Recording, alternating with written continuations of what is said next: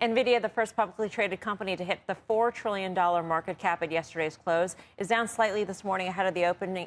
Joining us now for more on Nvidia's rally and what is next for the chip sector, Stacy Rasgon, Bernstein senior U.S. semiconductor analyst. Stacy, great to see you. Good to be here. He made the trip to President Trump ahead of his trip to Asia to meet with Chinese officials. I'm wondering, how do you read that? Do you think he's still pressing his case for access to China, which they're effectively shut out of? I mean, I'm sure he's pressing his case. I think he has to, and they are shut out. And this is the negative and the positive. The negative, it is costing them many billions of dollars in lost opportunities. I think he said something like it could be $50 billion. And frankly, it's probably more like over the long term if the market is as big as we think it is. At the same time, they've also zeroed it out of their numbers. So to the extent that they can either, convince Trump to relax some of these constraints, or to the extent that they can work around them, lowering the performance below like the new thresholds, anything that they get in China going forward from here would be upside because they have taken it completely out of the model.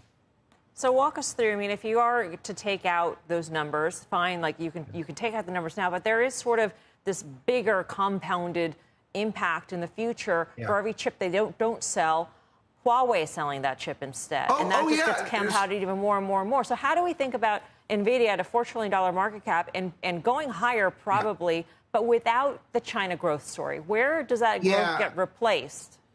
Yeah, no, you bet. And it's fortunately, the market is probably big enough where they can still grow really well even without China. However, it's not like that China business would get back. And I've made that point, on this channel. With the nature of the new constraints, effectively you are handing the Chinese AI market over to Huawei if Nvidia is not allowed to sell there. I mean, Huawei has parts. They're not as good as Nvidia's. They don't have the ecosystem. Even with the lower performance of the Nvidia parts, given the thresholds, the Chinese customers would still rather use them because of those ecosystem benefits. If you're completely banning them, you're encouraging, not only you're driving sales to Huawei, but you're also encouraging local customers to start to invest in that Huawei ecosystem, and it strengthens it. So these are not good things.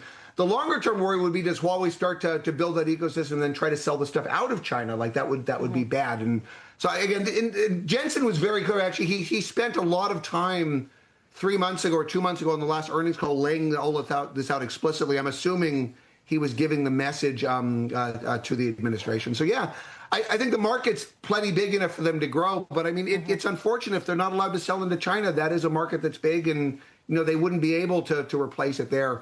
Fortunately for them, though, especially in the near term, when they guided, they dropped $8 billion out from China. Right. And their numbers were still fine. It just kind of gives you an idea for how big the overall market and opportunity is for them. I'll ask quick question, Stacy, and that is, in terms of within the sector, within your coverage universe, is it time to start rotating into some of the more undervalued chip names, or is that still too early? We are seeing sort of this churn, and we're seeing the non-AI chips, Texas Instruments, Intel, they're starting to gain here. A little bit. Now, I wouldn't necessarily call the non-AI semis undervalued. Right there. Right. You mentioned Texas Instruments. I mean, I don't know where it's 36 times earnings or whatever it is. I think TI may be the most expensive stock in my coverage. However, let's say.